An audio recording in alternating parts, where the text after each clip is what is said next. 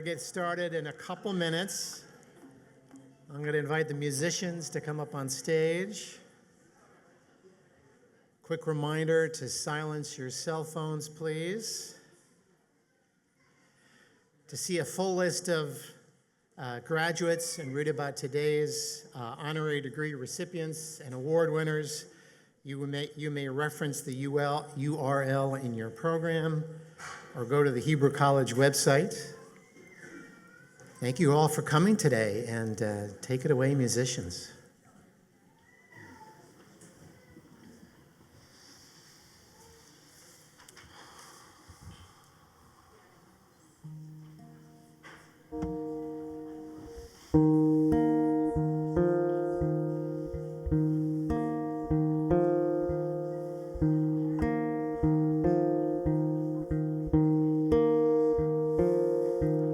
Shuvi nafshi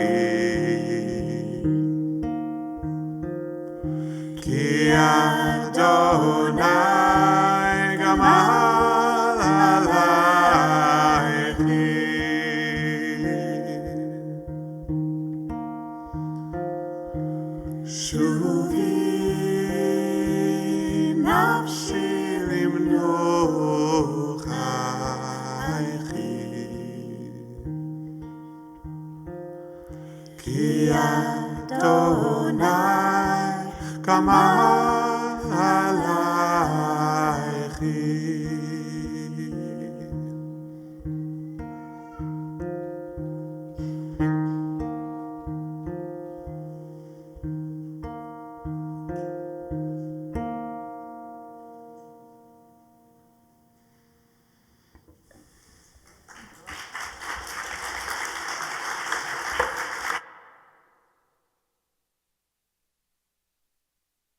Prayer, which will be offered by Rabbi Philip Sherman, class of 2013.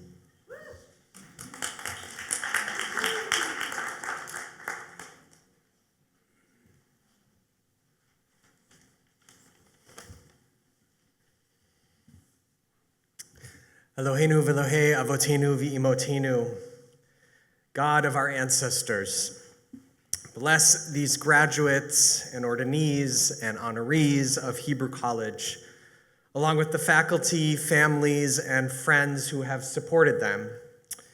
Today is both an ending and a beginning. You stand at a threshold rooted in learning and moving toward a world that is waiting for your voice, your courage, and your wisdom. Our tradition teaches that just before the very first Shabbat, at twilight, the in-between moment of Bein Hashmashot, God created a series of extraordinary things. As is taught in Pirkei Avot, these were not created in the full light of day, nor the rest of Shabbat, but in a liminal moment, neither fully one thing nor the other. Why then place these creations explicitly in the in-between? Because some of what the world needs most can only come into being in moments of transition, when we are called to step into the unknown. These are moments that ask us to listen more deeply, to act more courageously, and to trust that even without complete clarity of what's next, we can inspire, build, teach, connect, and bring greater wholeness into our world. And today you arrive at such a moment. As graduates of Hebrew College, you are within a time of profound creative possibility. You are our tradition's next interpreters, called to engage deeply, question boldly, and act with integrity in a world that urgently needs them all and all of you. May you go forward grounded in wisdom and lifted by purpose. May you be guided by loving kindness and by a deep sense of shalom, of wholeness and peace. Ken Yehi Ratzon. May this be God's will. Amen.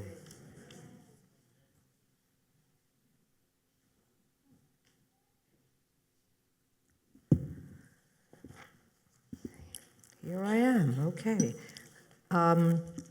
Since I have the microphone, I'm gonna just go off script for a minute or so. This is, my name is Nancy Kaplan-Belsky. I'm the current proud board chair of Hebrew College, the Board of Trustees. And I stepped down on the 30th of this month, a 3 years, transformative years. So I just want you all to know how much I have felt blessed and privileged to lead this board. When I signed the certificates and diplomas, I said each of the graduates, those who are being ordained, names out loud, right in the room with Deborah Ron there.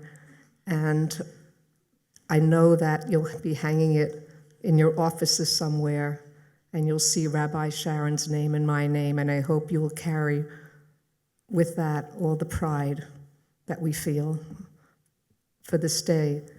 And by the way, Philip Sherman, Rabbi Sherman, is a graduate of Hebrew College, and he is serving as one of the rabbis at Temple Beth Elohim.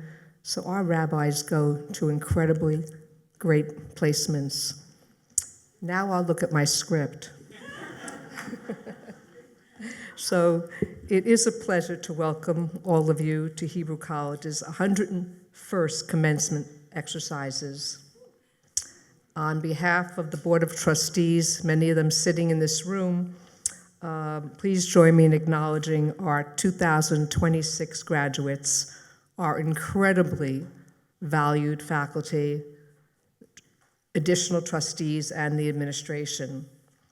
We want to give our heartfelt mazel tov to our graduates, their family members, and friends. And I will be turning the commencement exercises over to the Hebrew College president, Rabbi Sharon Cohn-Anisfeld, AKA also known as my BFF, best friend forever.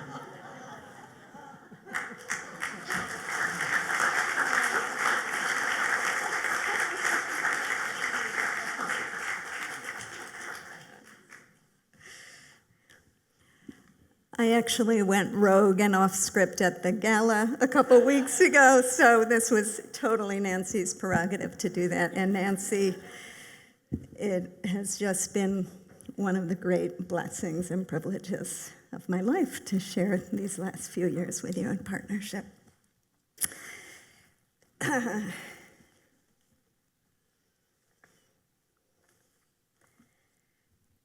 To our graduates, on behalf of our faculty and staff, on behalf of the Hebrew College Board of Trustees, on behalf of the entire Hebrew College community, I am delighted to add my own words of heartfelt mazal tov. Congratulations to all of you today. To all those who've supported you and sustained you also, to your family members, mentors, colleagues, communities, friends, thank you all and congratulations to you as well. I want to ask you, graduates, to take a moment now to think about all of the people who've been with you on your journey, who've helped bring you to this moment. Think about a teacher who's believed in you and helped you believe in yourself. Think about a classmate, a chavruta, who asked a question you've never thought of before, or with whom you've shared the rush of new insight, of chidush.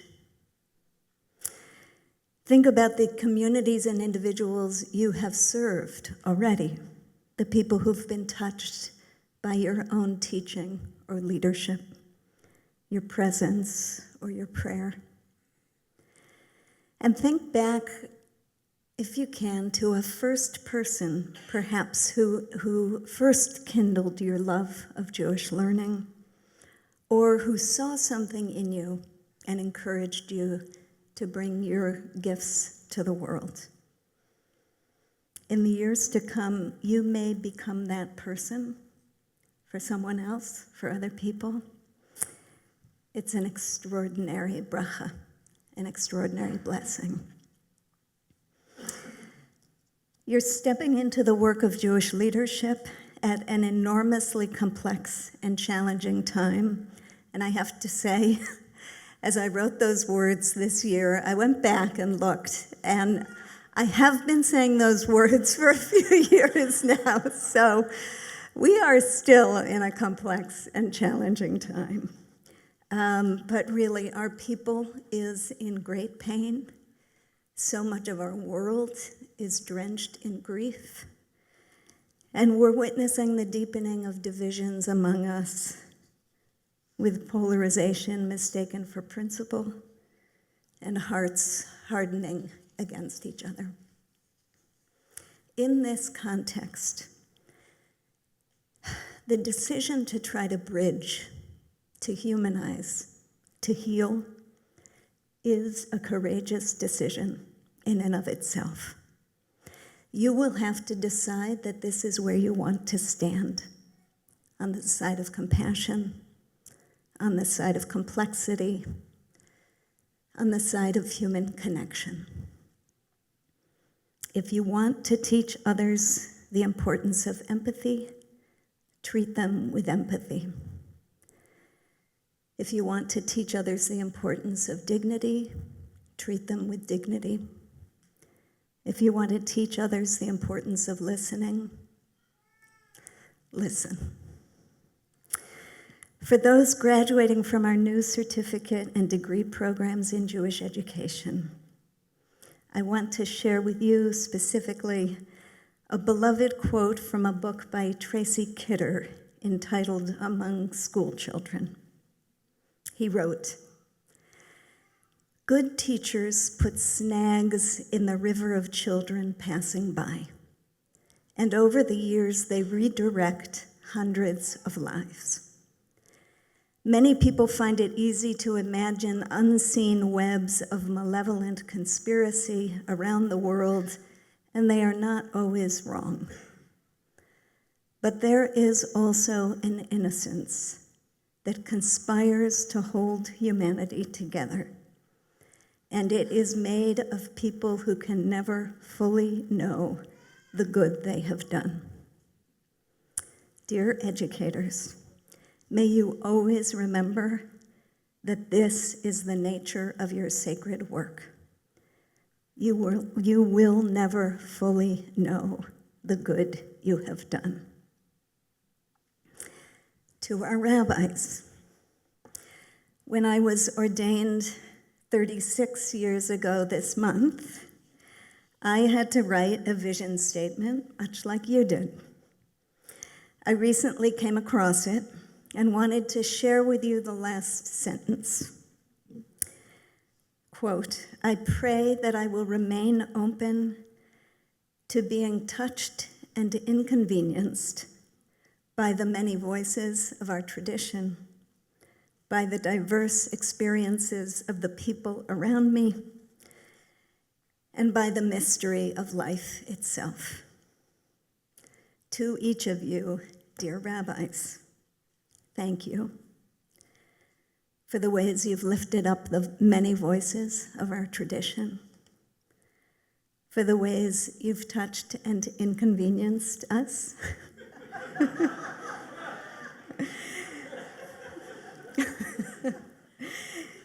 and for the ways you've helped us stay open to the mystery of life itself.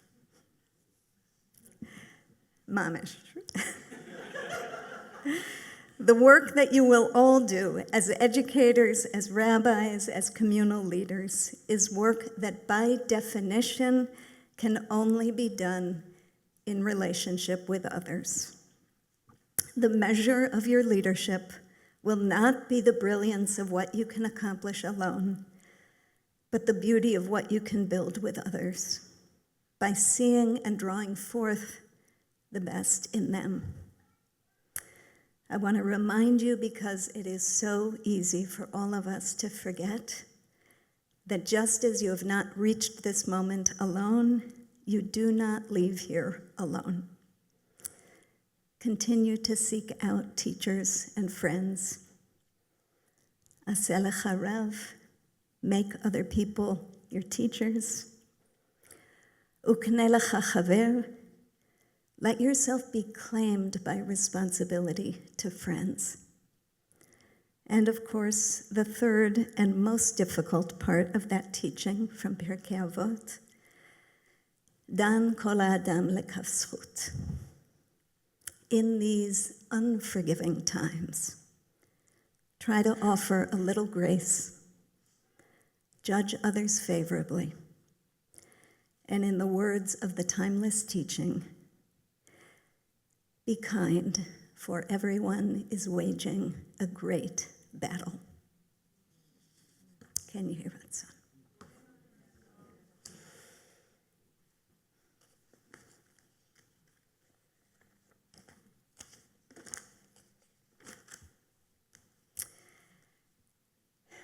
Throughout its history, Hebrew College has nurtured a vibrant, content-rich Jewish community through high-quality education.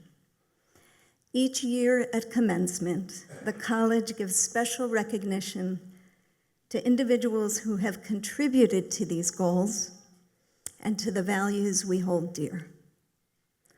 Our first award today is in memory of Sidney Hilson and his student Rose Bronstein, and recognizes distinguished leadership and commitment to the centrality of the Hebrew language in Jewish education and culture.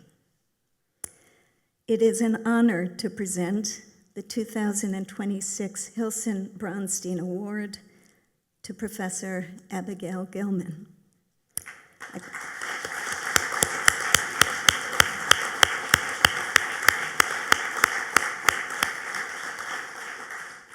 want to call now upon Harvey Bach to escort Abigail to the podium and present her bio, and Rabbi Dan Judson to join me in honoring her. For those who are interested, on your program, for all of our award and honorary degree recipients today, you can find a fuller bio online by scanning the QR code on your program. Abigail Gilman is professor of Hebrew, German, and comparative literature in the Department of World Languages and Literatures at Boston University. In addition to serving as department chair, she convenes the Hebrew program and is a core faculty member of the Elie Wiesel Center for Jewish Studies. She is a scholar of Jewish literature and the author of 2 books, Viennese Jewish Modernism, Freud, Hofmannsthal, Ber Hoffmann, and Schnitzler, and A History of German Jewish Bible Translation. Her recent articles deal with Bertha Pappenheim, Emma Lazarus, and Heinrich Heine. She is currently writing A History of the Mashal that traces the influence of the ancient parable, a genre for teaching wisdom, on modernist and postmodern writers such as Franz Kafka, Aharon Appelfeld, and Edgar Keret.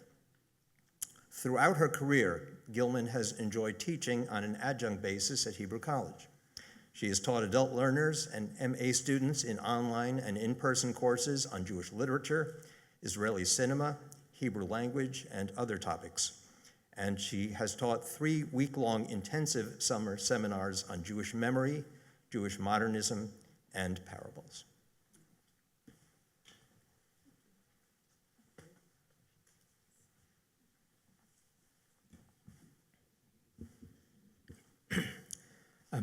This has never happened before, but I want to add a slight correction to Harvey. And that's never happened before. It'll never happen again. So I just want to really savor this moment. But your title, according to Boston University, Harvey got most of, but not exactly correct. You are indeed the chair of the World Languages Department. You are professor of Hebrew, German, and comparative literature. Most people would have settled for being a professor of one language. You did too. Lovely. Wonderful. It's your 3rd title, which is most apt today, according to the Boston University website. You are simply the convener of Hebrew.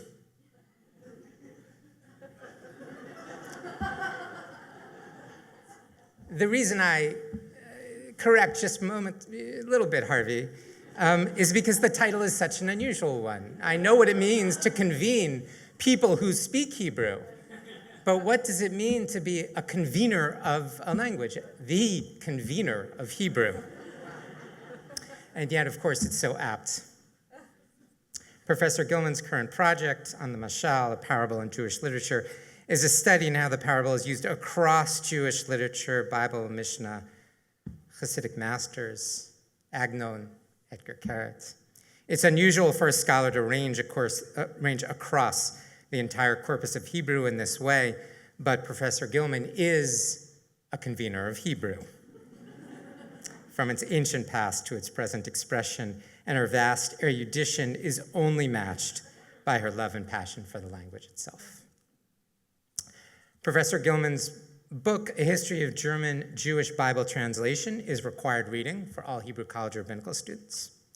In wide-ranging fashion, this book brings together, convenes, as it were, knowledge of biblical Hebrew, modern German, translation theory, Christian Bible scholarship, and a thick understanding of modern Jewish history and philosophy. Amongst many fascinating figures that appear in this work, Dr. Gilman introduces reader to an early 20th century Jewish biblical translator named Bertha Pappenheim, a pioneer in the field which had previously been entirely male. Dr. Gilman's writings on Buber and Rosenzweig's biblical translation, the most well-known Jewish translation probably ever conceived, is typically incisive. She notes that one of their core translation aims, in keeping with the prevailing ideas of German Expressionism, was to defamiliarize the language of the Bible. They translated the Bible to purposefully be discordant in places. The Bible should not sound like a contemporary novel, because it could cause us to take notice, to be surprised and overwhelmed. To know Dr. Gilman is to know that such ideas are not merely academic, but are felt and lived. The Hebrew Bible has the power to overwhelm. Hebrew itself has the capacity to elicit wonder, this miraculously resurrected language. She wants her students to love Hebrew, to be overwhelmed by its old new ways, to travel in its ancient new paths. There are few people, after all, who offer courses that include both Hebrew Bible and modern Hebrew films, as Professor Gilman does.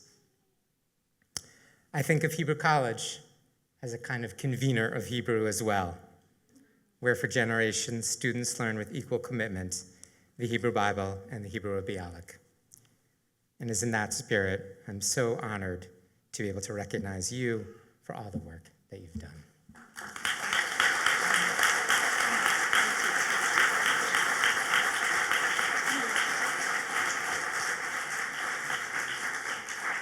Wow, thank you, Harvey, and thank you, Dan. Thank you so much to the Board of Trustees for selecting me for this award. Thank you to Rabbi Sharon, to the faculty, many of whom are treasured friends and mentors, to the extended community of Hebrew College, which is so close to my heart. It is an honor to be part of today's festivities. I'm inspired and humbled to receive an award which honors a remarkable woman, Rose Bronstein. Rose Bronstein's passion for Hebrew education, Ivrit be'Ivrit, reminds me of my own first role model in my study of Hebrew, my mother, Sarah Fisher Gilman. She learned her Hebrew at the Shalom School for Girls in Borough Park in the 1940s. Though my mom's vocabulary is a bit dated, her proficiency and love of the language have been a lifelong inspiration. So Hebrew College has been a second academic home since the start of my career. And if anything, I'm grateful that this award has given me a chance to say that out loud. I think it began in the 90s, the early 90s, when the provost, Barry Mesh, invited me to his office to discuss possible collaborations with Boston University. At the time, BU did not have a Center for Jewish Studies or even an academic program. Over the years, I have relished the opportunity to teach adult learners. Adult education is tremendously rewarding. In this respect, I follow in the footsteps of my father, Rabbi Neil Gilman, Zichrono Livracha. I want to share with you just a few of the delights and challenges of my work as a scholar and teacher of Hebrew and Jewish literature. And this is only 10 pages long, so don't worry. At Boston University, I teach students from all backgrounds and many international students. It never ceases to amaze me how the texts I call Jewish literature, whether written in English, German, Yiddish, or Hebrew, resonate with my students. Indeed, Jewish literature is filled with ideas and wisdom of universal relevance. A course on the comparative literature of the Middle East, which includes Hebrew alongside Arabic, Persian, and Turkish works, all read in translation, posed a new challenge, especially after October 7th. What can I read with these students in just 3 weeks that will help them understand Israel's complicated identity within this tough neighborhood the Middle East. There's only time for one Hebrew novel. My pedagogical challenge echoes a verse by the poet Avot Yeshurun from 1968 that I just discovered 2 days ago, so I'm adding it to the script. Yeshurun wrote, Ya tivarachenu b'mizrach hatichon, ein ish itanu b'mizrach hatichon. Yah, bless us in the Middle East. No one is with us in the Middle East. In my scholarship, I have focused on German Jewish literature, and especially on the topic of translation. The field of Hebrew German and Yiddish German studies has grown in the last few decades. It's part of a larger enterprise I call Jewish translation history. Translation has been ubiquitous in Jewish society. The ancient synagogue did not have chumashim with translation on the shelves, but it did have a living, breathing translator in the sanctuary next to the bima who translated aloud every Hebrew verse read into Aramaic, into the vernacular. The historian of Jewish translation asks, what did translation mean for different generations and genders? And what purposes and agendas does translation serve in religious and cultural contexts? And I am now working on a study of the mashal, the Jewish parable. I'm convening parables. Like a character in a short story by Shai Agnon, I have been traveling through the Jewish library, collecting parables from Franz Kafka to Edgar Keret, from the Bible to Hasidic tales, from Martin Buber to contemporary writer Chaviva Pedaya. It's a labor of love. Finally, since a fellowship at Tel Aviv University in 2021, I have become much more connected to Israeli academics and writers than I had been for most of my career. The literary scene in Israel is extraordinarily rich and vibrant in a time when Israel is too often reduced to a monolithic entity. My mission is to help a wider range of voices and literary works be heard and read here in the diaspora. So I'm grateful to Hebrew College for the Sidney Hilson Rose Bronstein Memorial Award and for supporting my work in many ways over the years. To the students graduating today, as you take your next steps, you are blessed to have the Hebrew language and all of Jewish literature in your toolkit. How fortunate you are to have studied here and to have learned here. Mazal Tov.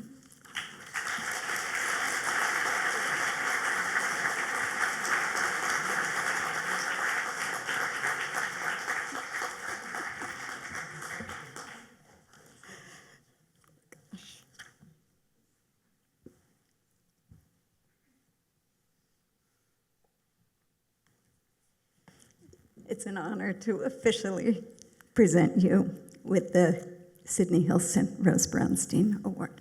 Thank you. Thank you.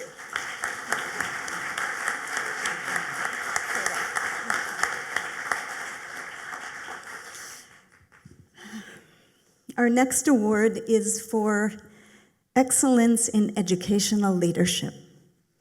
This award is named for Dr. Benjamin Shevach, who left an indelible mark on Jewish education in Boston.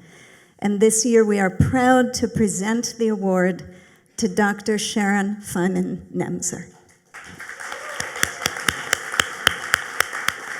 It's my pleasure to call upon Susan Shevitz, a member of the Hebrew College Board of Trustees, to escort Sharon to the podium and present her CV, and Dr. Susie Tanchel to join me in honoring her.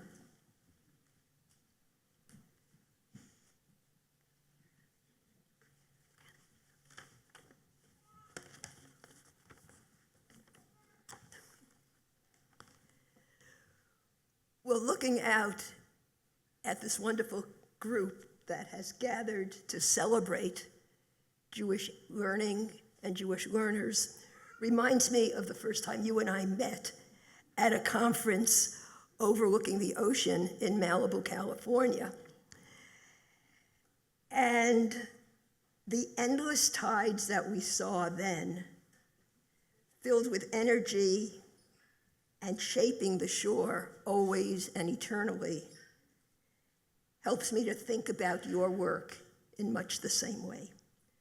More formally, Sharon Feynman Nemser is the Jack Joseph Morton Mandel Professor Emerita of Jewish Education at Brandeis University.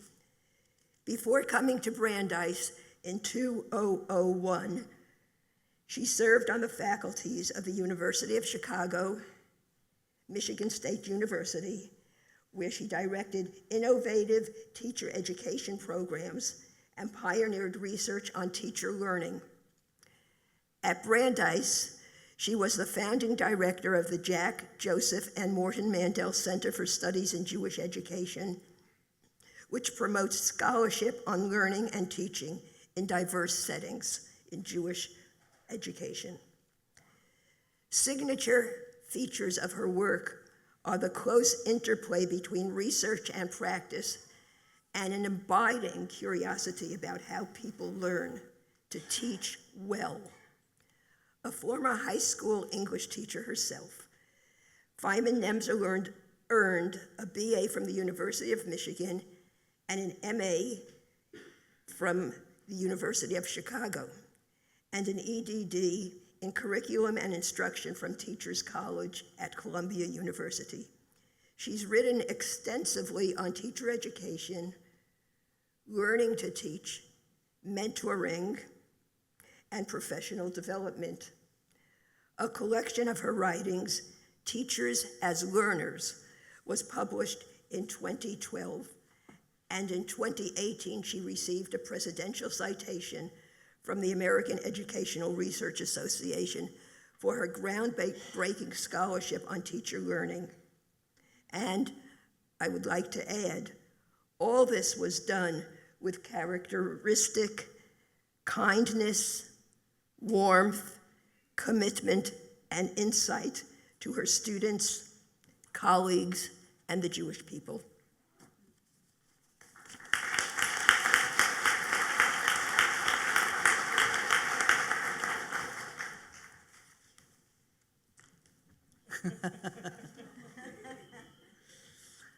My dear Sharon, if you had only pioneered the field of scholarship on teacher learning, Dayenu. Your groundbreaking scholarship gave the field a language, a framework, and a moral imperative. And understanding how teachers think and learn is inseparable from understanding how students flourish. If you had only co-founded the Mandel Teacher Educator Institute, Dayenu. This renowned program has helped veteran Jewish educators sharpen their skills and improve their practice. You gave master teachers a place to become students again, and in doing so, you renewed them. If you had only established the Mandel Center for Studies in Jewish Education, more than anyone I know, you professionalized the field of Jewish education and elevated the dignity of teachers. In Masachet Kedushin, the rabbis teach Talmud Gadol sheha Talmud mevi liyadei ma'aseh. Study is greater because it leads to action. You understand the essential link between research and practice. You insist that teaching must be documented and that evidence be examined with rigor. Your commitment to excellence is uncompromising, and you have made us all better. If you had only founded the DELIT program, you prepared novice teachers for Jewish day school classrooms with curiosity, with foundational knowledge, and with the conviction that the learning of a teacher, like that of a student, never ends. You shaped teachers before they shaped children, and that multiplying effect is incalculable. If you had only co-founded the Teacher Leader Fellowship, you gave experienced Jewish day school teachers a path to become instructional leaders, keeping practitioners' wisdom in the field, strengthening the schools in which they teach, and ultimately reaching countless students in their classrooms.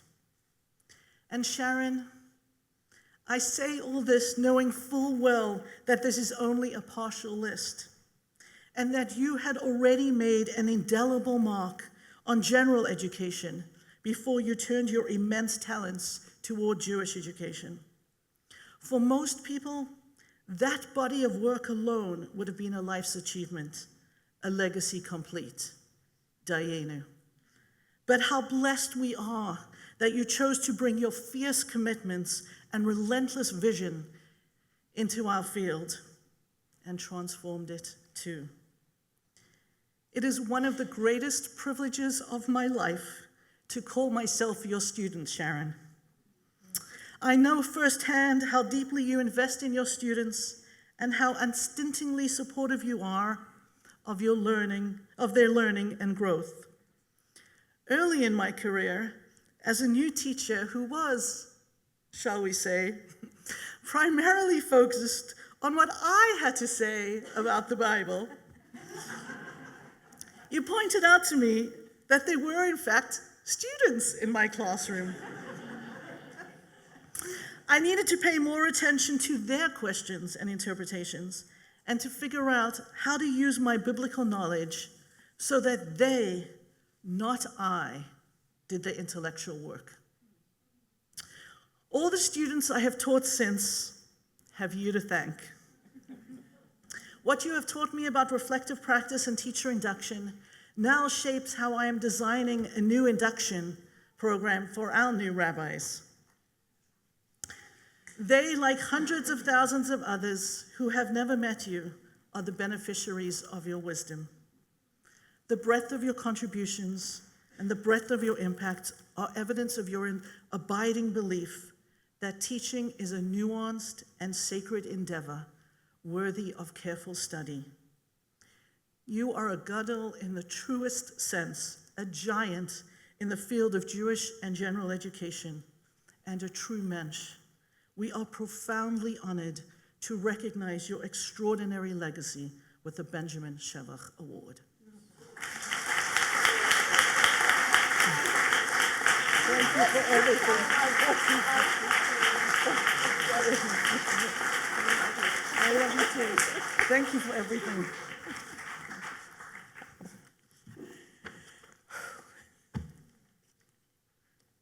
That was an amazing introduction. I have to gather my breath. I'm so delighted to be here today on this wonderful occasion to celebrate the graduates of education programs, of the rabbinical program, with faculty and friends. It's a true honor. And this particular award, named after Benjamin Shevach, has very special resonance for me, both personally and professionally, and I'd like to share 3 connections to the award. The first, and there will be some themes with Abby's comments and Sharon's comments. I love the connections. The first has to do with the original mission of Hebrew College, founded in 1921 as the Boston Hebrew Teachers College. In the opening decades of the 20th century, Hebrew colleges were established in large cities around the country in order to train a new kind of teacher for our new model of Jewish education, the modern communal Talmud Torah. Inspired by cultural Zionism and the revival of Hebrew, these Talmud Torahs offered an intensive curriculum featuring the study of classical texts and the study of Hebrew language and literature, all taught in Hebrew, Ivrit b'Ivrit. While Hebrew College has expanded its mission, I feel a special connection to the early commitment to content-rich, reform-minded teacher education. My second connection has to do with Benjamin Shevach. Shevach and his predecessor, Louis Horvitz, who founded Boston's Hebrew Teachers College, were leaders in the movement to replace the old familiar cheder, the old-fashioned cheder, with modern Talmud Torahs staffed by qualified teachers. Shevach headed the Bureau of Jewish Education after Hurvich and championed the 5-day-a-week school with its intensive Hebraic elitist curriculum. He was known for upholding high standards for both students and teachers. Learning about Shevach, I was reminded of my grandfather, Saul Kleiman of blessed memory, who was part of the same reform movement. In 1904, my grandfather immigrated from Poland to Boston, where he quickly affiliated himself with other scholars, writers, and teachers who shared his passion for Hebrew language and literature. In 1912, Kleiman was invited to Kansas City, Missouri, to start a modern communal Talmud Torah. His major innovation was his fanatical insistence on Ivrit B'Ivrit as the method of instruction. My grandparents not only spoke Hebrew at home, they kept my mother home from public school through 2nd grade. My grandfather also created an imaginary pen pal from Palestine who wrote letters to my mother in Hebrew and responded to her letters. For my grandfather, Hebrew was the key to Judaism's rich cultural treasures. Hebrew not so much for prayer, but for Jewish literacy, for gaining access to the Bible and the poems of Bialik, for keeping people connected to a living tradition in an open society. So my second connection is to my grandfather, who seems to have shared both strong commitments and a certain temperament with Benjamin Shevach. My third connection is with my mother of blessed memory, who made Judaism a source of beauty, learning, and fun as I was growing up in the 40s and 50s in Canton, Ohio. Every morning through elementary school, my sisters and I got up at 6:30 so that we could be downstairs in time for our daily Hebrew lessons before we had breakfast and went off to public school. We studied Bible, Hebrew language and literature.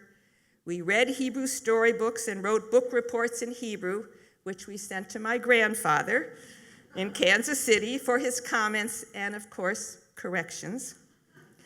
Before each holiday, my mother would gather us around the piano to learn songs and blessings. We also learned Israeli songs and dances and developed a deep attachment to Israel. Every fall, we walked to the JCC to fill out a pledge card for $5.20. Each week, we put 10 cents from our weekly allowance in our tzedakah bank. Then at year's end, we returned to pay our pledge. It was a powerful combination of instruction and enculturation, an education that engaged the head, hand, and heart. So this award connects me to my mother, who clearly influenced my decision to leave a satisfying academic career in education and come to Brandeis University to fill a new chair in Jewish education. At Brandeis, I was able to use my scholarship and practical experiences to advance the study of teaching and learning in Jewish education and the professional development of Jewish educators. Connecting my intellectual and personal commitments has been an enriching and exciting opportunity, and I'm thrilled to be acknowledged with this award today. Thank you.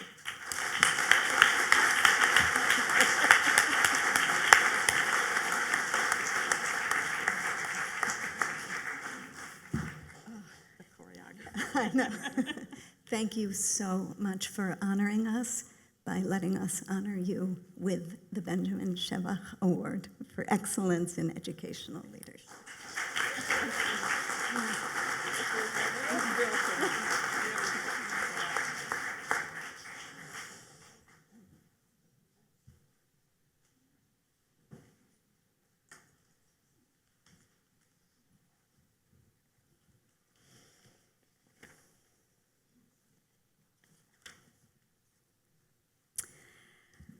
It is now my privilege to award 2 special honorary degrees. Our first honorary degree candidate is Dr. Gerald Chan, who is unfortunately unable to be with us in person today. But I want to call upon Hebrew College Board of Trustee member Andy Offit to join me on the bima to present Gerald's CV and to share Dr. Chan's remarks. I will say, by the way, going off script, Sharon, I thought I was your BFF, but we'll talk about that later. I was chair for 6 years before Nancy, so we have a long history together. Anyway. We definitely have room for you. Okay. So I'm honored to be here and to speak for and to introduce Gerald Chan. So Gerald Chan, first and foremost, is a scientist who has forged positive change across medicine and healthcare through technology. He's co-founder of Morningside Investments, which is actually based here in Newton Center, a venture investment enterprise that works with technology-based startups. Working with academic scientists, he started over 24 biotech companies across diverse therapeutic areas. Some of these biotech companies have opened up entirely new fields of medicine, addressing mitochondrial dysfunction, innate immunity, and dementia. I actually practiced that line about 3 times. He's also launched a number of companies that use artificial intelligence to improve the quality and accessibility of healthcare. Through this work, Gerald chairs or serves on the boards of several privately held biotech companies and is a trustee of the Scripps Institute in La Jolla, California, and a former chair of the Innovation Advisory Committee of the Wellcome Trust in London. Gerald has received 8 honorary degrees conferred by universities in the United Kingdom, United States, and Hong Kong. He was elected as a fellow of the American Academy of Arts and Sciences, a fellow of the American Association of the Advancement of Science, and an honorary fellow of the British Academy of Social Sciences. But as you will hear in a moment, of all these honorary degrees, the one today, Hebrew College, is the most meaningful to Gerald. I want to offer 2 final thoughts on Gerald Chan. So first, Gerald takes great pride in the honor of naming the Harvard School of Public Health after his father, T.H. Chan. Other than the Kennedy School, the T.H. Chan School of Public Health is the only school at Harvard that is named. This was a life ambition of Gerald and one that I know he cherishes. My last comment is a personal reflection. This is something you will not find on any resume. So I got to know Gerald when I was the newly appointed chair of the board of the college, and we were selling our home for the last 20 years to Gerald. This was a process that took over 12 months, but I can say during the entire process, he was sensitive, fair, and most importantly, kind. In Yiddish, we call this person a mensch, and Gerald Chan is a mensch.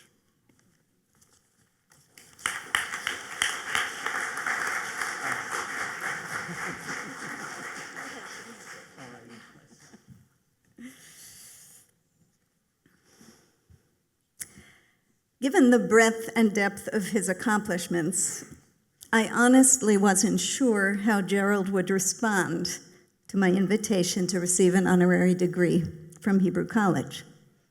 So I was very happy to receive his immediate reply.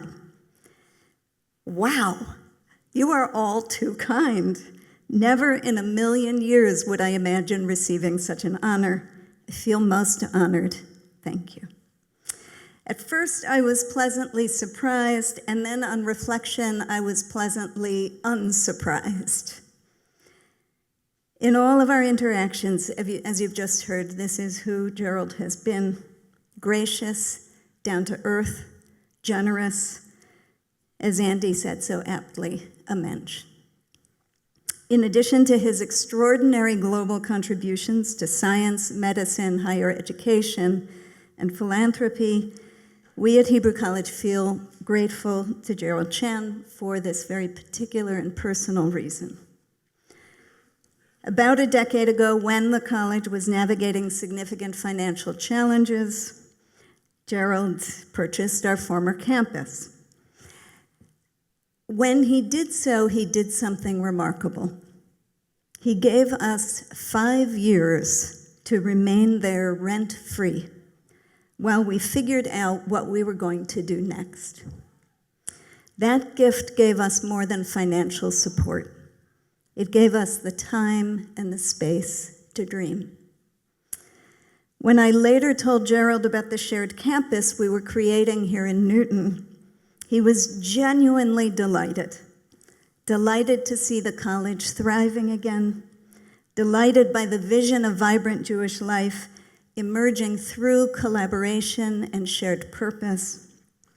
And as it turns out, delighted because he also happens to be a great admirer of Temple Reim's mid-century modern synagogue architecture. Who knew? In a very real way, Gerald's kindness is part of our story, part of the story of who and where we are today. Gerald invited me to dinner a couple of months ago because he was so disappointed that he would not be able to be here in person today and wanted to express how much it meant to him to be honored by Hebrew College in this way. Over our dinner that night, Gerald shared two other things that have stayed with me and lend added meaning to this moment. The first has to do with his commitment to education, and specifically to the students who are now preparing for an increasingly uncertain future. He talked about the growing number of young people who feel betrayed by the promises of higher education. He spoke with a real sense of compassion about the burden of student debt and the need to give young people a chance to begin their careers with the same opportunities we were given when we were first starting out. We had our turn, he said. Now it's their turn. He said this with what I can only describe as a genuine sense of reverence about the responsibility of each generation to the next. Later in the evening, he shared the memory of saying evening prayers as a little boy with his grandmother, his brothers, and their family's live-in servant, all of them kneeling by the bed, side by side. From this, he intuited as a young child that in the eyes of God, every person possesses equal dignity and worth. He looked at me as he said this and added, "Really, how could it be otherwise?" Indeed. We honor Gerald today not only for his achievements, but for the sense of reverence, responsibility, and respect for human dignity that animates his life. On behalf of the Board of Trustees of Hebrew College, I'm so honored to confer upon Gerald Chan the degree of Doctor of Humane Letters, honoris causa.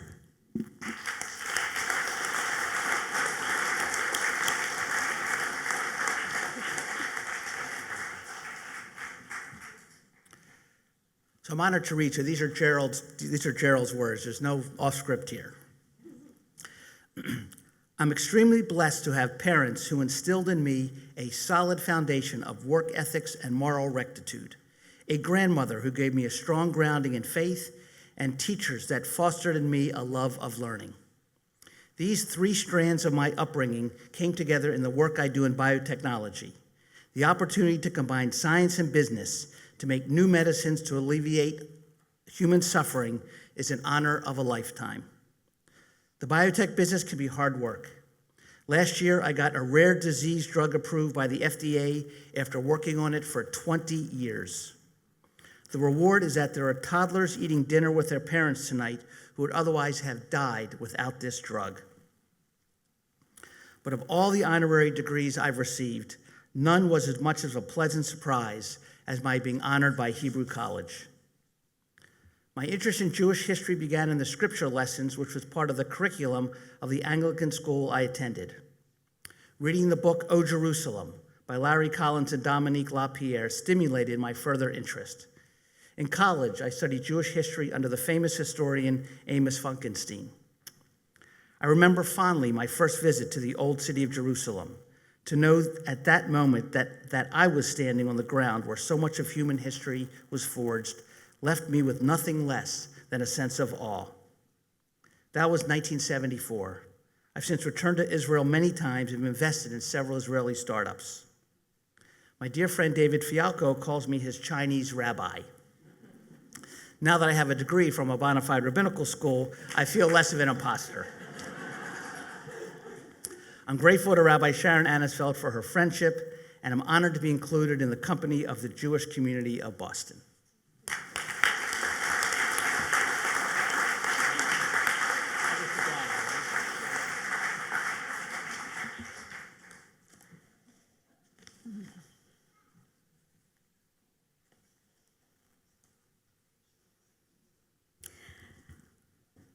Our next candidate for an honorary degree is Robert Bank. I call upon Rabbi Suzanne Offit to escort Robert to the podium.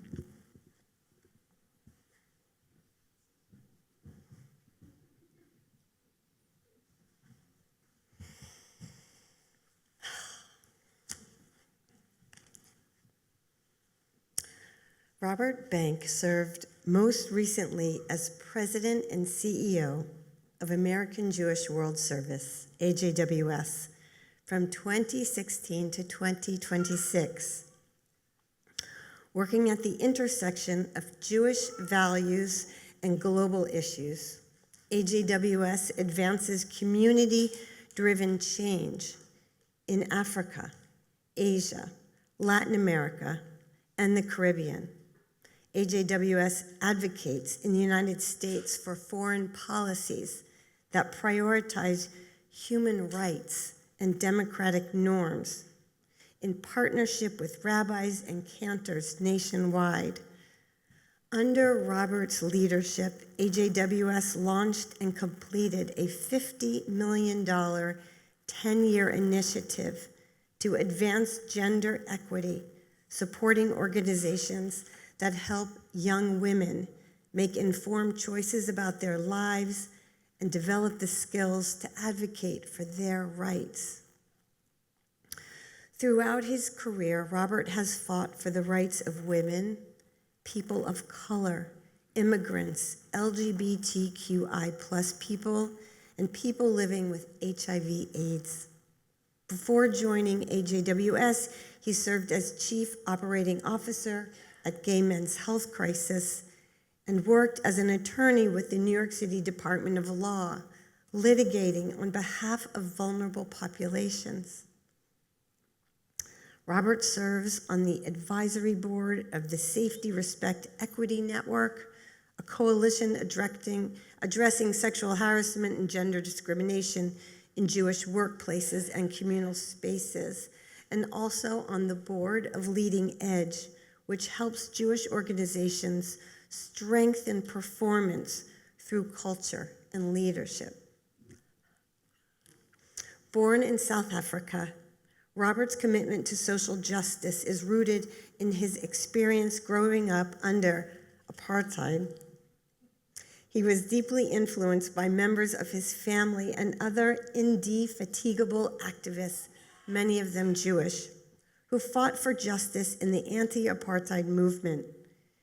His Jewish identity was further shaped by the Jewish day schools he attended in Cape Town and by the values and history of his grandparents who fled anti-Semitism in Russia and Europe.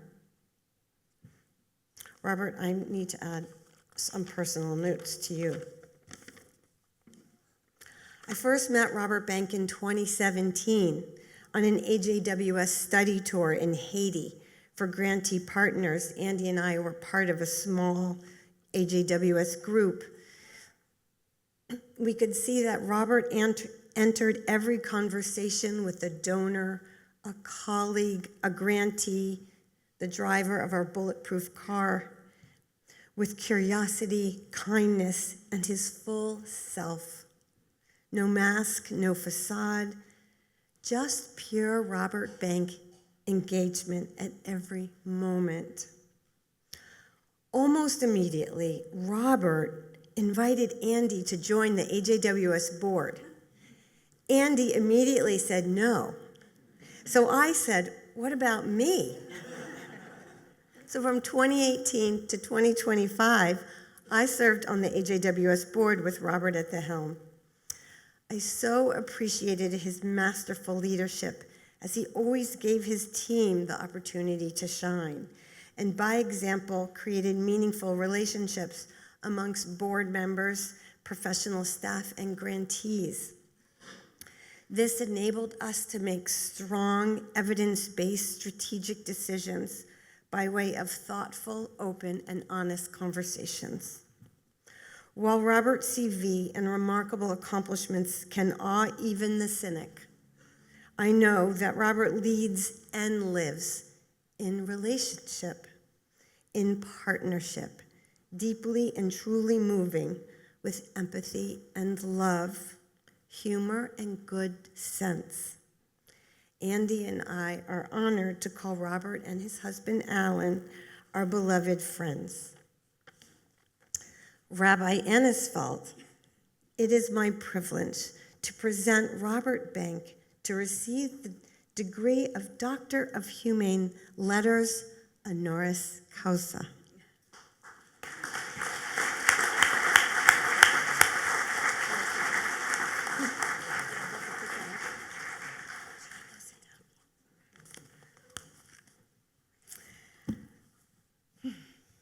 You have to listen to a little more. Here we are.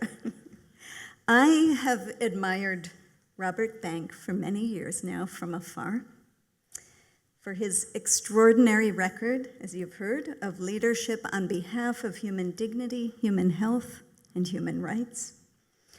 Like many others, I've admired Robert for leading with immense clarity of vision, with incredibly impressive results, and in the face of staggering global challenges, with stamina that is nothing less than awe-inspiring. But here's what I didn't know about Robert until more recently. I knew how eloquently he speaks, but I did not know how exquisitely he listens. The way he listens with both intelligence and kindness, and with the same gentle and fierce attention, no matter the power, position, or privilege of the person standing in front of him.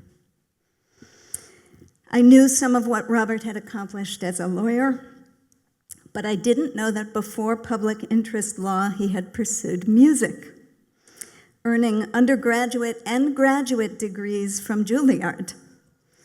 Nor did I know how deeply that background shaped the way he moves through the world and leads.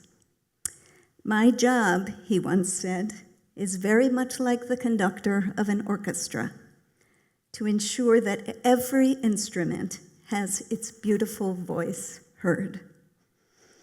This, he says, is what allows the melody to soar, and this, I have gathered, is what makes his spirit soar, his delight in what becomes possible when people are empowered to come together to make music or to make change.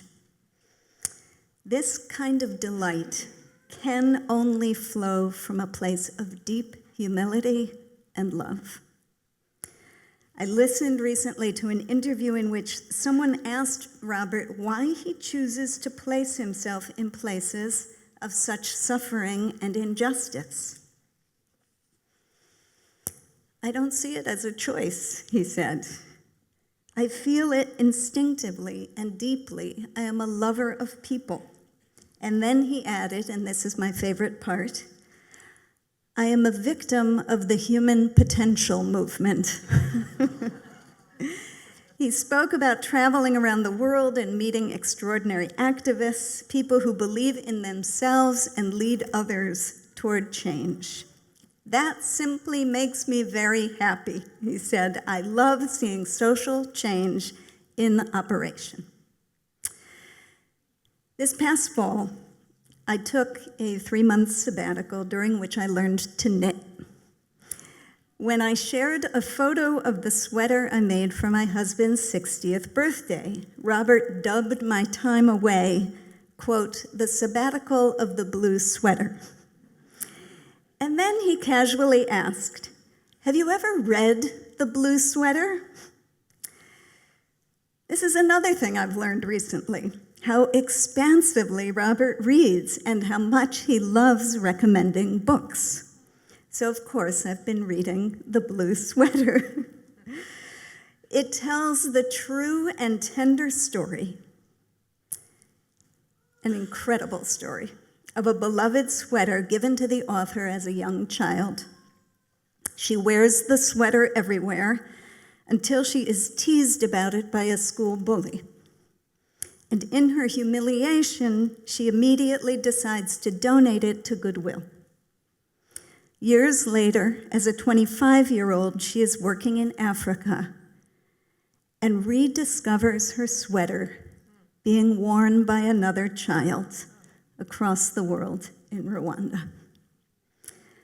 The author writes, "Our actions and inaction touch people we may never know and never meet across the globe. The sweater is a reminder for me of the mysterious ways in which we are more connected than we know." Robert, you inhabit this sensibility with generosity and grace. You live and work with a deep awareness of the mysterious ways in which we are more connected than we know. This is the spirit of tikkun olam that you enact naturally. Tikkun not as fixing, but as braiding, or knitting, if you will, stitching the fabric of our world together because we are more connected than we know. It is an honor to honor you for the gifts you have given to so many through your patient and painstaking work for a better, more just, more compassionate world. On behalf of the Board of Trustees of Hebrew College, I'm so honored to confer upon you the degree of Doctor of Humane Letters, honoris causa.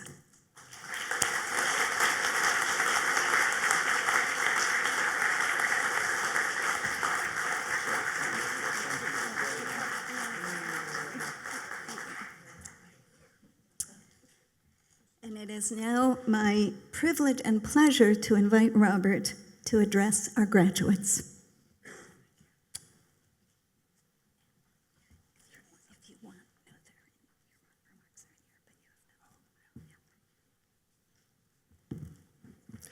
Thank you, everyone.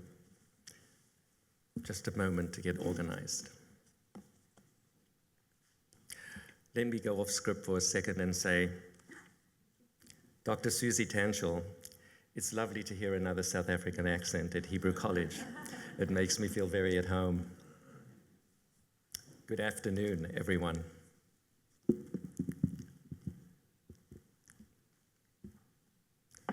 President Annisfeld, Board of Trustees, faculty, family and loved ones of the graduates, fellow honorees,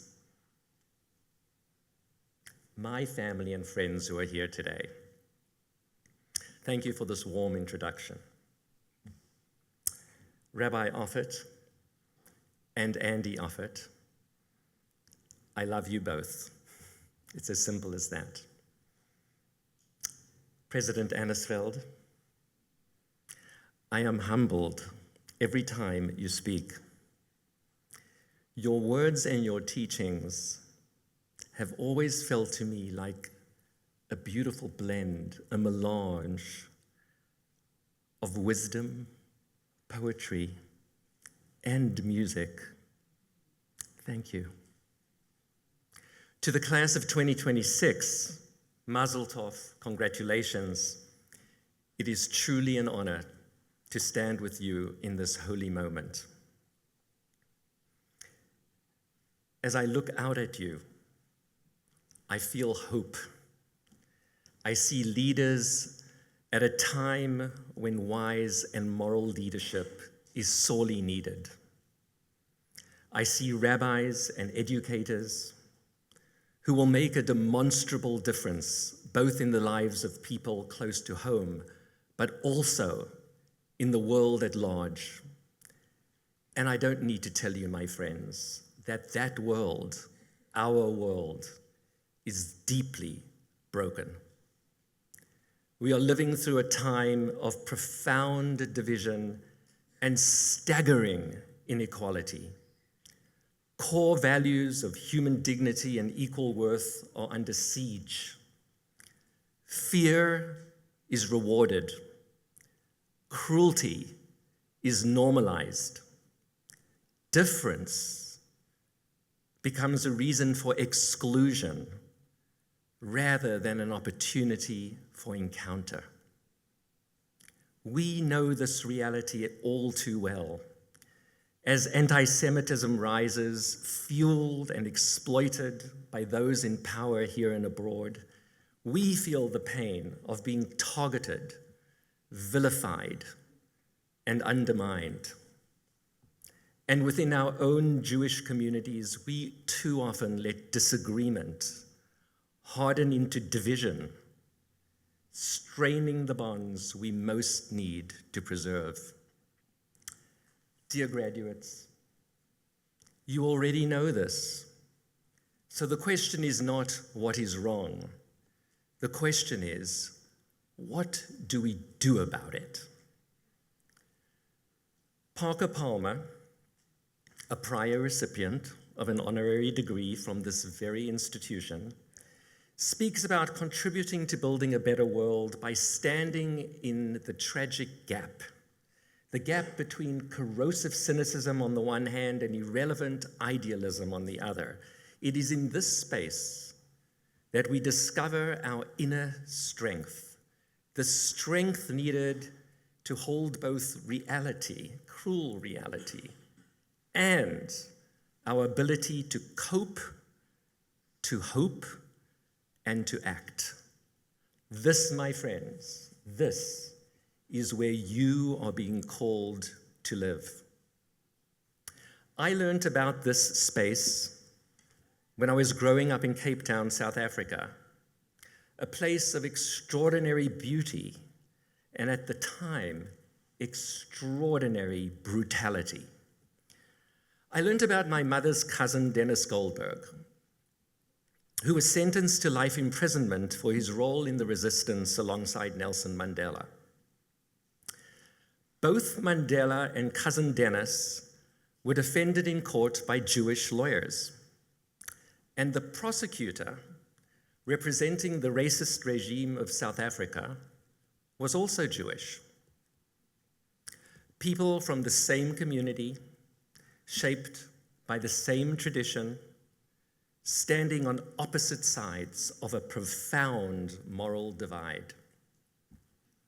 That stayed with me. It taught me something simple and uncomfortable. We always have a choice. We can choose to see or choose not to see. We can choose to act or choose to look away. We can choose to uphold dignity or become complicit in its erosion. Those formative years gave me one of the greatest lessons and blessings of my life. Even amid brutality, I witnessed countless acts of kindness, empathy, and courage. Good people choosing to do good. A few acted on the grand stage, but most worked quietly, easing individual suffering, pushing for more just policies, insisting day by day that a better future was possible. Throughout my career, working locally, nationally, and globally, first protecting tenants in New York City, then advocating during the AIDS crisis, and most recently leading American Jewish World Service, I've seen what it takes to turn those choices into real change. 3 things. First, get close enough to listen. Real change begins with closeness, with humility, with reverent listening. In our tradition, listening is sacred. No wonder that listening is a guiding principle for ordination at Hebrew College. Shema is an orientation.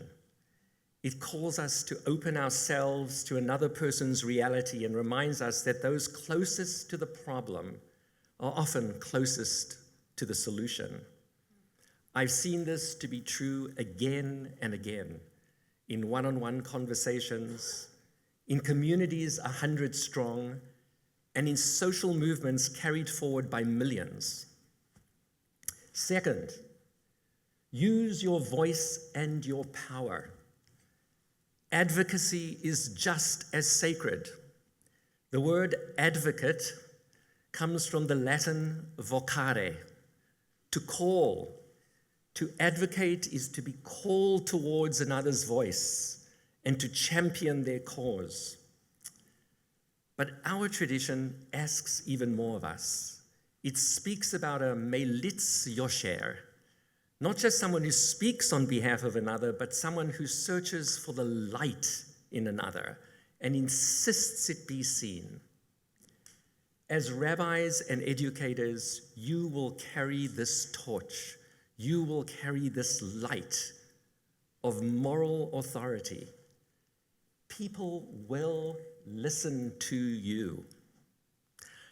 I've seen this firsthand, walking the halls of Congress alongside remarkable rabbis and other Jewish leaders who have used their voice and their power to advocate for global human rights. Graduates, use that power with care and with courage.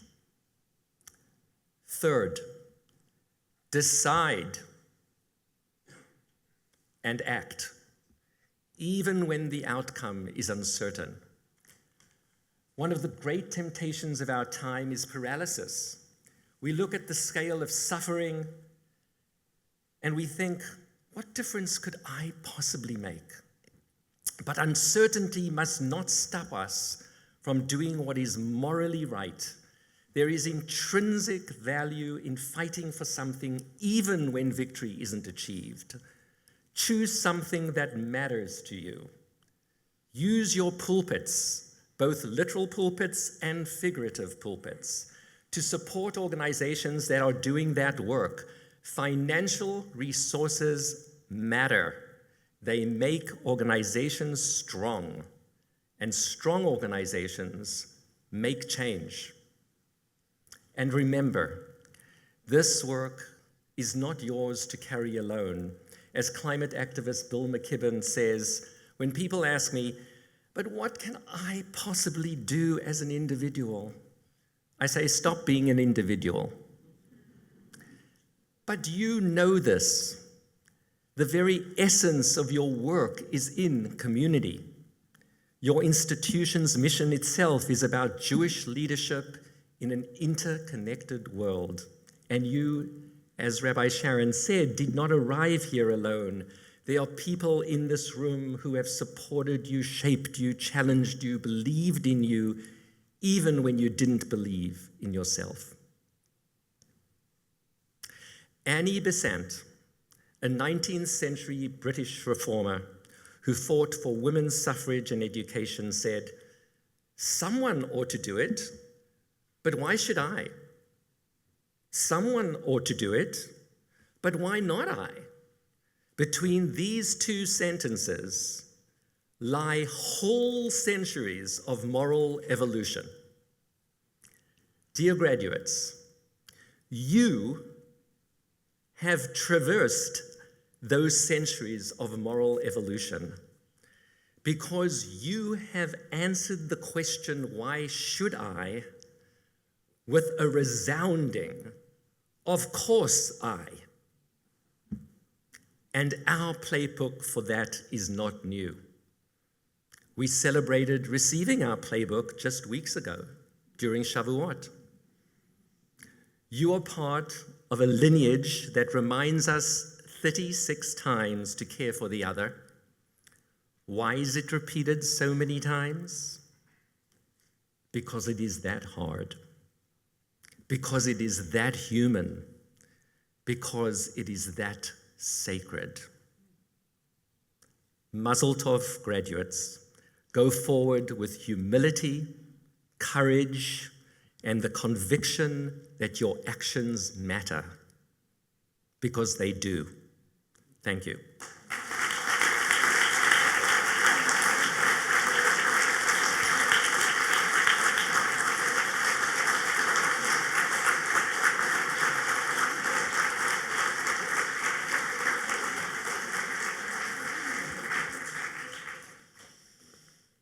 Oh, thank you so much, Robert.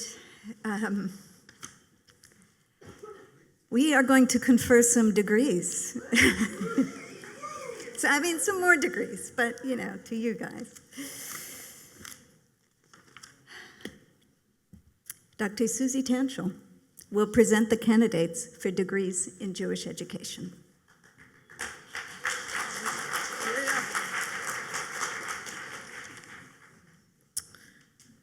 The development of Jewish educators has been a core component of Hebrew College's mission since its founding. This year's Masters of Jewish Education candidates completed a rigorous 3-year program of learning, all while working as professionals in the field, focusing on emerging trends in Jewish education, spiritual education, teaching and learning, and Jewish educational leadership. These students applied their learning to practice in real time. President Annisfeld, I am pleased to acknowledge the following graduates from our Masters in Jewish Education program. Please come forward as your name is called and remain standing on the bima for a photograph until everyone has been called. Delilah Conan.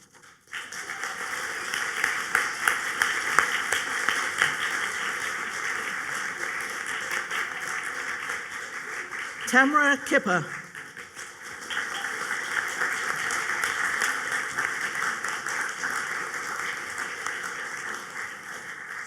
Talia Raziel.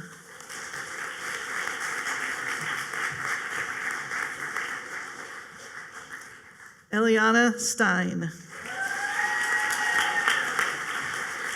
And graduating today but unable to join us in person are Ma'ayan Lev and David Ratz.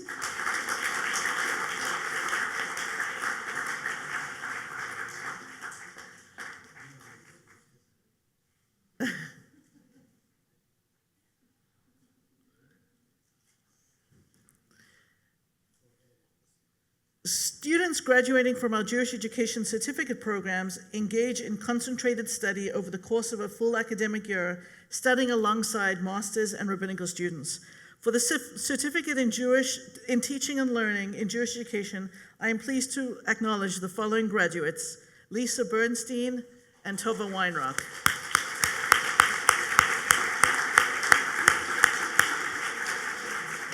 For the certificate in Jewish educational leadership, I am pleased to announce the following graduate, Alexandra Droz.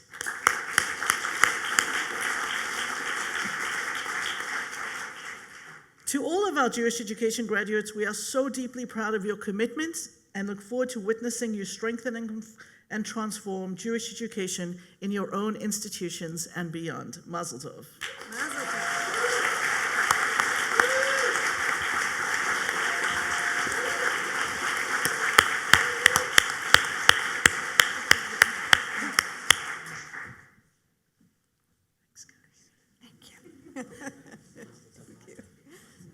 Mazel tov.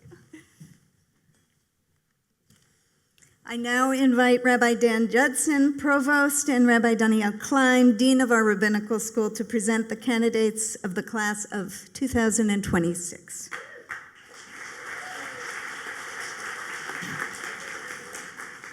President Annisfeld, I'm pleased to present the candidates who've completed the requirements for rabbinical ordination.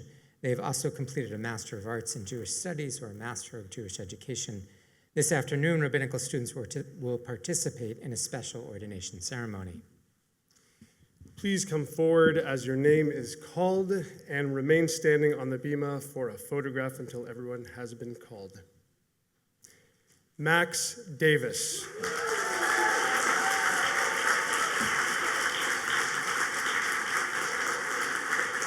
Risa Dunbar.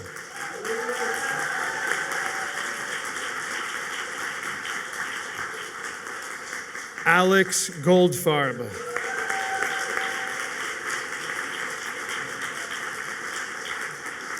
Nicole Gollum.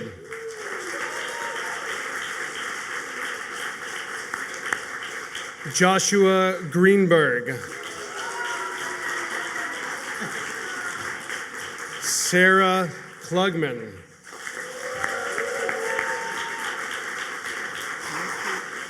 Jace Koster.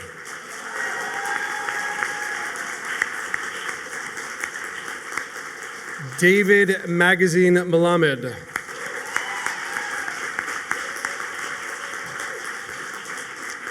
Abigail Oceans.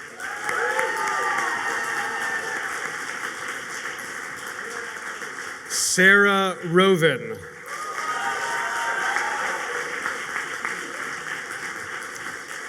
Julia Spiegel.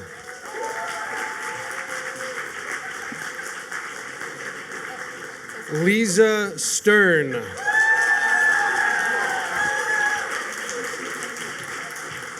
Samuel Tigel.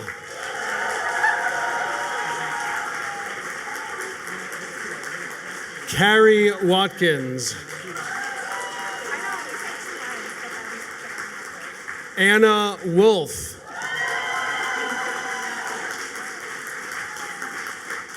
And Talia Young.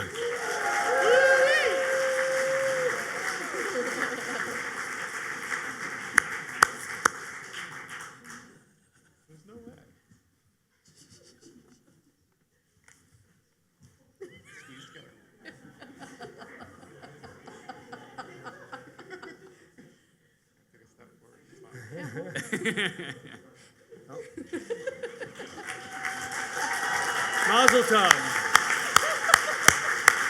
How we doing, sir?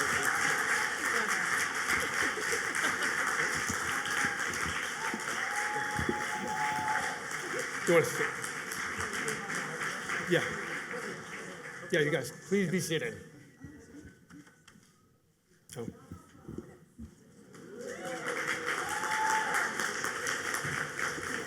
This is exciting. We're going to need a bigger bima.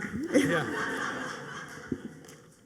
Completing a Master of Arts in Jewish Studies, I'm pleased to announce the following graduate, Raiden Markham.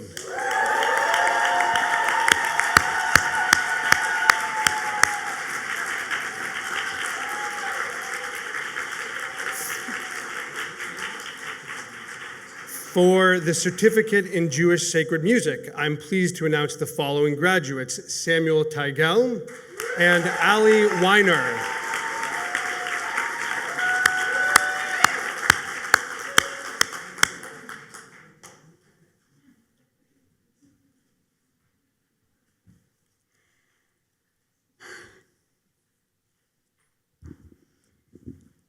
To all of our graduates, in recognition of the completion of your requirements, upon the recommendation of the faculty and with the approval of the Hebrew College Board of Trustees, I am pleased to confer your degrees and certificates.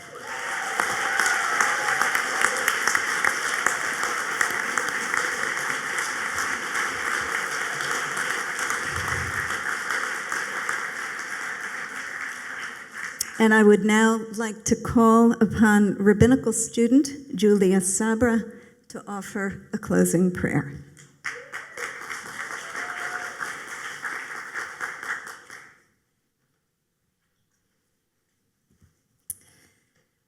When we complete a section of Talmud or Mishnah, we recite the words, Hadran alach v'hadrach alan. We return to you, and you return to us. We do not simply close the book. We leave with the intention to come back, to uncover layers of questions, tensions, revelations, wisdom, and still more questions. This morning, we've gathered to celebrate those who have completed a sacred learning journey. So, I offer these words of blessing to our graduates. Hadran alach Masechet Hebrew College, v'hadrach alan. Their journey does not end here. and will not be forgotten, not in this world, nor in the world to come. Yehi ratzon milfanecha. May it be your will, God, that these graduates carry forward the learning of this chapter into every classroom they enter, every bima they ascend, every community in which they take root. Ha'arevna, please make it sweet as they taste the first dew of what is new in the path before them. Modim anachnu lefanecha. We offer gratitude before you, God, for every drop of Torah and insight that these graduates have absorbed along the way, and for every soul who has walked beside them, teachers, colleagues, friends, loved ones, ancestors, sages.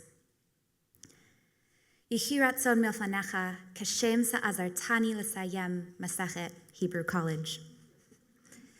May it be your will, God, that just as you have helped these graduates complete this chapter, so too may you guide them into the next and all those to follow.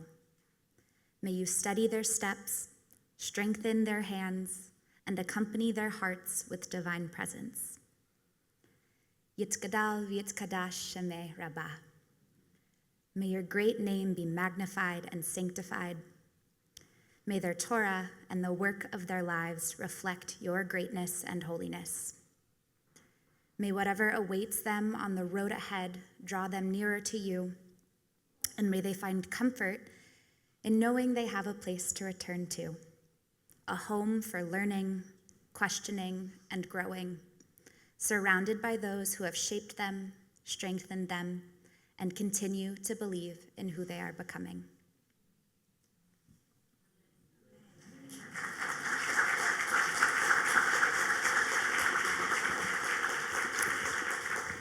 This concludes our commencement ceremony. Mazal Tov again to our 2026 graduating class and to those who've been honored here today. On behalf of the Hebrew College community, thank you all for joining us. You are all warmly invited to join us back here as our ordination ceremonies continue at 1:45 p.m. We conclude these exercises with a musical offering from our student ensemble.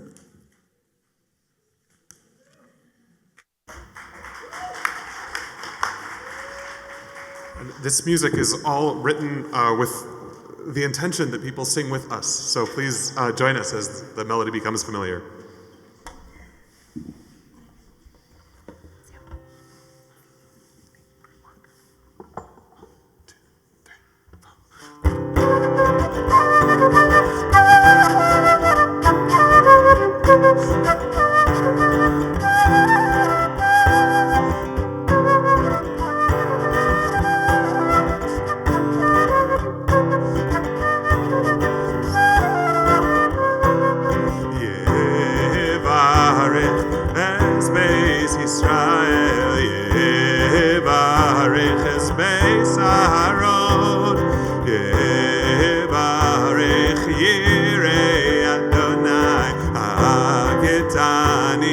Imagidoli.